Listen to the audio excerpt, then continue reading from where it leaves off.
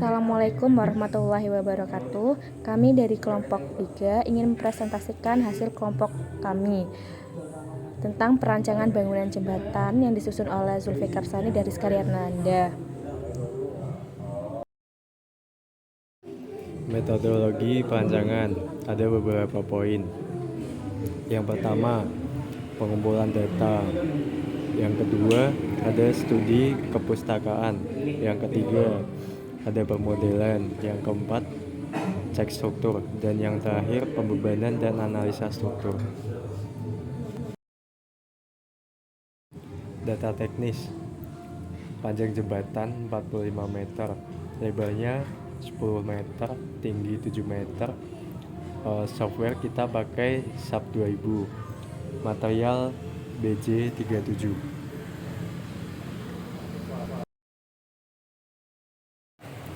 Latar belakang pemilihan model jembatan. Kita memakai model Parker.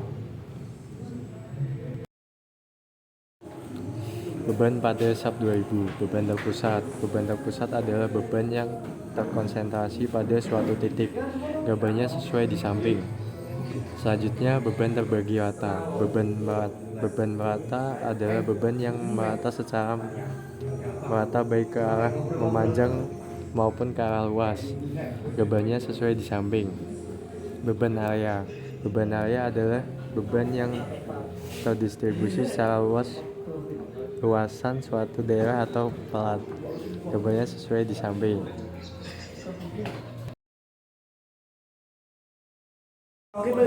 Beban pada jembatan. Beban permanen. Ada beberapa poin. Yang pertama, beban mati. Yang kedua, beban mati tambahan.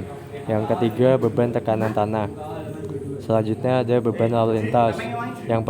Yang pertama beban lajur. Yang kedua, beban truk, gaya rem. Yang ketiga ada beban pejalan kaki.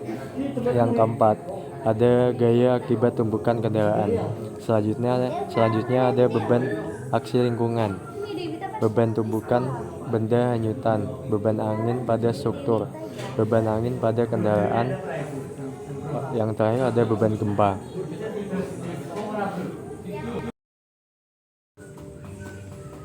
Selanjutnya, beban mati tambahan atau SIDL. Beban mati tambahan menurut SNI 1725/2016, beban mati tambahan adalah berat seluruh bahan yang membentuk suatu beban pada jembatan yang merupakan elemen non-struktural, dan besarnya dapat berubah selama umur jembatan. Jembatan harus direncanakan untuk mampu memikul beban tambahan berupa lapisan aspal beton setebal 50 mm untuk pelapisan kembali di kemudian hari. Beban trotoar dan railing termasuk ke dalam aksesoris jembatan dan dapat dikategorikan beban mati tambahan. Selanjutnya, beban lajur. Beban lajur terdiri atas beban terbagi rata yang digabung dengan beban garis seperti terlihat dalam gambar. Beban lajur D ini bekerja pada seluruh lebar jalur kendaraan dan menimbulkan pengaruh pada jembatan yang ekuivalen dengan suatu iring-iringan kendaraan yang sebenarnya. Di bawah itu kami sudah tampilkan gambar beban lajur. Kemudian beban terbagi rata. Beban terbagi rata mempunyai intensitas Q kilopascal dengan besaran Q tergantung pada panjang total yang dibebani L. Jika L kurang dari sama dengan 30 meter, banding Q sama dengan 9,0 kilopascal. Lalu jika L lebih dari 30 meter, dibanding Q sama dengan 9,0 dalam kurung 0,5 plus 15 per L kilopascal. Keterangan Q di sini adalah intensitas beban terbagi rata dalam arah memanjang jembatan. Lalu L adalah panjang total jembatan yang dibebani.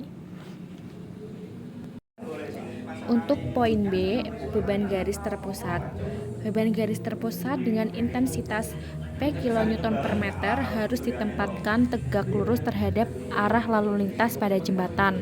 Besarnya intensitas P adalah 49 kN per meter.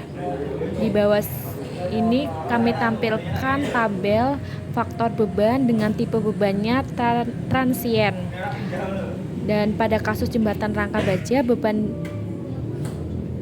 garis terpusat diaplikasikan sebagai beban terbagi rata yang bekerja di tengah bentang. Dan di situ juga ada grafik faktor beban dinamis. Secara umum, beban D akan menjadi beban penentu dalam perhitungan jembatan yang mempunyai bentang sedang sampai panjang. Sedangkan beban T digunakan untuk bentang pendek dan lantai kendaraan.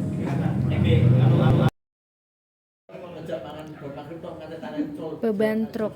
Selain beban D, terdapat beban lalu lintas lainnya yaitu beban truk atau T. Beban truk tidak dapat digunakan bersamaan dengan beban D.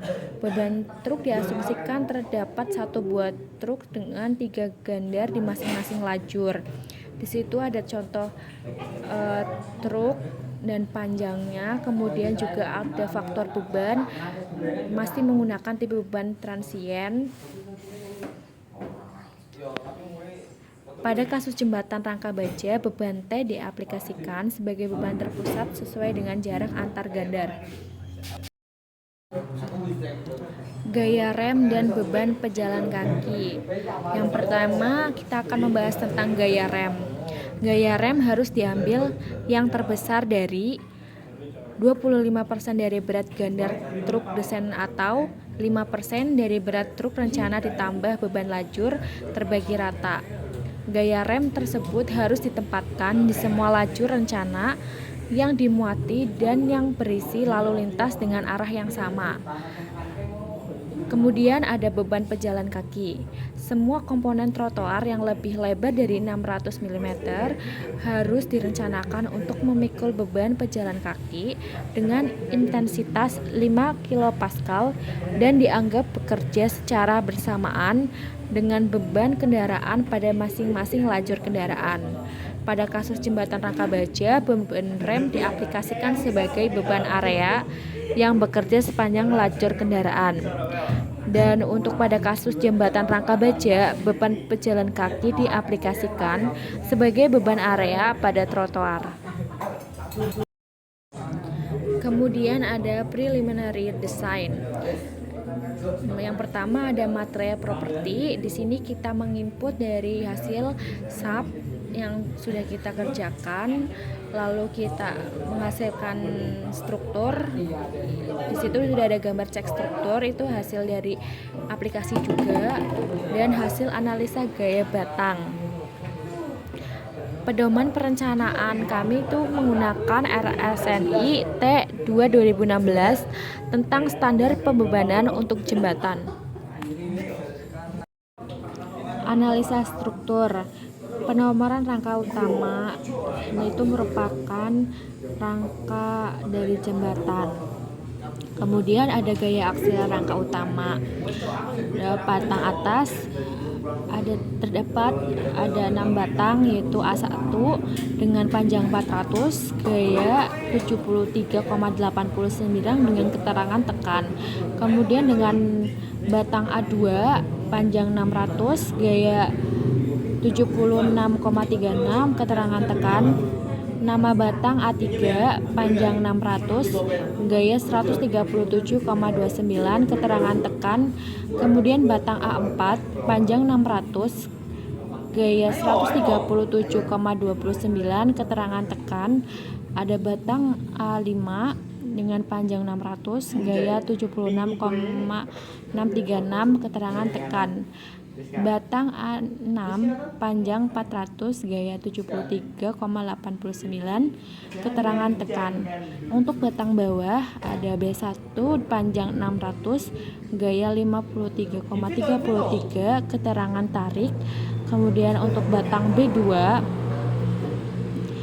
panjang 600 dengan gaya 117,98 keterangan tarik. Batang B3 panjang 600, gaya 170,66 keterangan tarik batang B4 panjang 600 gaya 117,98 keterangan tarik batang B5 panjang 600 gaya 53,33 keterangan tarik. Kemudian batang diagonal D1 panjang 400 gaya 47,59 dengan keterangan tarik, D2 panjang 460 gaya 42,38 keterangan tekan, D3 panjang 460 gaya 63,54 keterangan tarik, D4 panjang 460 gaya 5,8 keterangan tekan, D5 panjang 460 gaya 5,8 keterangan tekan, D6 panjang 460 gaya 63,54 keterangan tarik, D7 panjang 460 gaya 42,38 keterangan tekan, D8 panjang 400 gaya 47,59 keterangan tarik. Kontrol lendutan. Dari gambar tersebut, lendutan yang dihasilkan bara suara bridge yaitu sebesar 0,8745 mm.